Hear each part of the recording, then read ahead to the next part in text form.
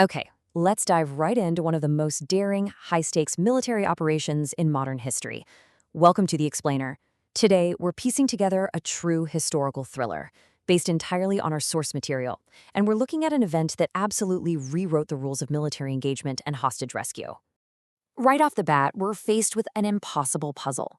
Just think about it for a second. How exactly do you pull off a rescue mission when your citizens are trapped thousands of kilometers away, surrounded not just by heavily armed terrorists, but by the fully equipped military of a hostile foreign nation? We're going to break down the logistics of this incredible operation, so let's jump in. Section 1. Hijacking of Flight 139. So let's start the clock on the morning of June 27, 1976. Air France Flight 139 takes off from Ben Gurion Airport in Tel Aviv at 8:59 a.m., heading for Paris. On board, there are over 246 passengers, predominantly Jewish and Israeli citizens. And, at this point, the flight is completely routine. They have their scheduled layover in Athens at 11:30 a.m., where about 58 transit passengers board. But then, just 8 minutes after taking off again, while they're flying over the Gulf of Corinth, the nightmare actually begins. The plane is suddenly hijacked, forced to divert south, and makes a quick refueling stop in Benghazi around 3 p.m. before disappearing completely into the African continent. Now, how did this even happen? Well, a devastating cascade of incredibly simple security failures in Athens paved the way. The metal detector at the terminal? Literally broken, and the security personnel were completely ignoring the X-ray screen. This absolute lapse allowed 4 heavily armed individuals to walk right onto a commercial airliner with guns and grenades just stuffed in their cabin bags. 2 of these hijackers were from the PFLP, a Palestinian militant group, and 2 were from the German revolutionary cells. Once they were airborne, they stormed the cockpit, held the pilot at gunpoint with a live grenade, and took absolute control of the whole shebang. Section 2. The Entebbe Ultimatum. Fast forward 2 days to June 29th. And the terrifying reality of their final destination sets in. The plane touches down at Entebbe Airport in Uganda, and the tension here just skyrockets. The original hijackers are suddenly joined by 3 more heavily armed militants, bringing the total to 7. But here is the most chilling part of the ordeal. The hostages are moved into the airport's old terminal, and there, guarded by the Ugandan army and the hijackers, the passengers are systematically separated based on their nationality. The Jewish and Israeli passengers are forced into one hall, while the non-Israelis are put in another. And eventually, a lot of those non-Israelis are actually flown out to Paris, leaving the Israeli passengers completely trapped and surrounded. And the demands? They were massive, setting a terrifying ticking clock for the Israeli government. The hijackers wanted the immediate release of 53 prisoners, 40 of them held in Israel, and 13 held across other countries like France and Germany. On top of that, they demanded a $5 million ransom. And the ultimatum was brutal. Meet these demands by 2 p.m. on July 1st, or every single hostage would be executed. Right in the middle of this powder keg is the president of Uganda, Idi Amin. Now, he tried to play the role of a friendly mediator to the hostages, telling them he was just there to keep them safe. But the reality on the ground was far darker. Amin had a very clear anti-Israel stance, and his heavily armed troops weren't there for protection. They were actively guarding the hostages and assisting the hijackers. His close coordination with the terrorists made him a highly unpredictable, frankly dangerous variable for anyone even thinking about a rescue mission. So time is the one thing Israel simply doesn't have. Through desperate back-channel diplomacy, which included leveraging an old Israeli friend of Idi Amin's to appeal to his ego by dangling the prospect of a Nobel Peace Prize, Israel managed to stall. Plus, Amin actually had to leave the country to travel to Mauritius for a chairmanship handover.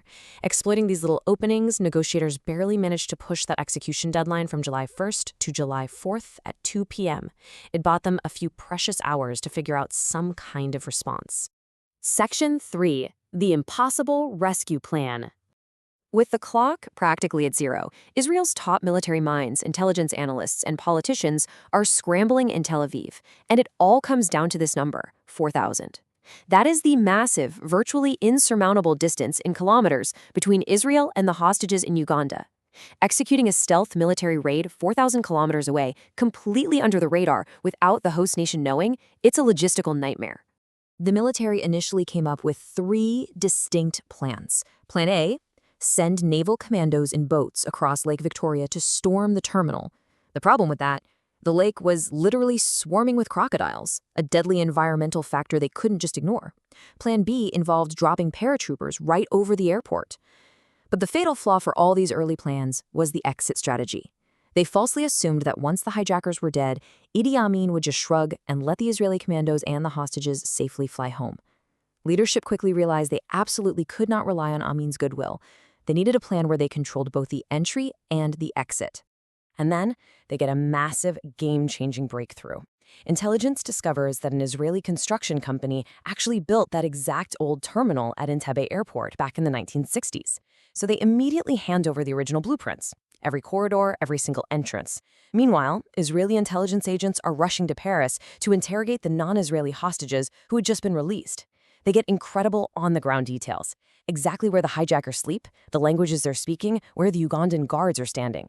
By pairing those original blueprints with this incredibly fresh intel, the military literally builds a precise physical replica of the terminal so the commandos can drill the assault perfectly. Section 4. Operation Thunderbolt. Now we move to the execution phase, and the pace here accelerates drastically. This mission required an insanely meticulous loadout. They go with 4 C-130 Hercules planes, mainly because they can carry heavy loads and land on short, rough runways in the dark.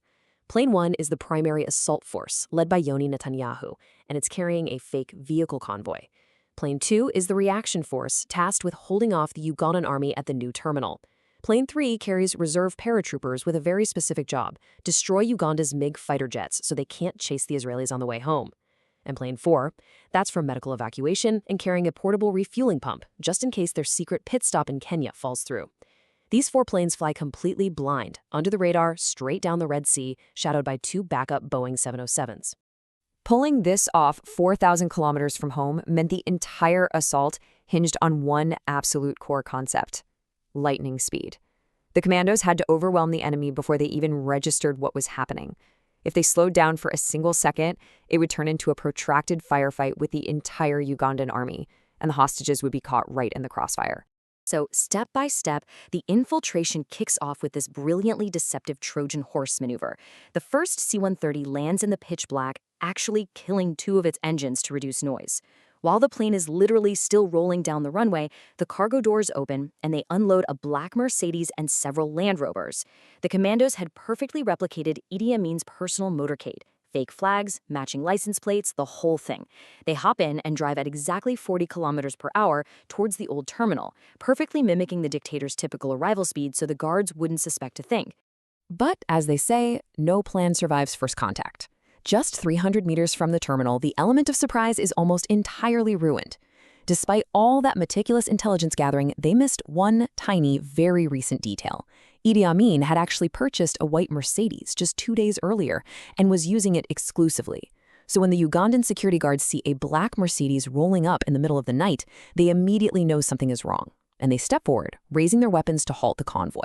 Now, the commandos had very strict orders: do not engage the Ugandan troops if at all possible, to avoid sparking a full-blown war.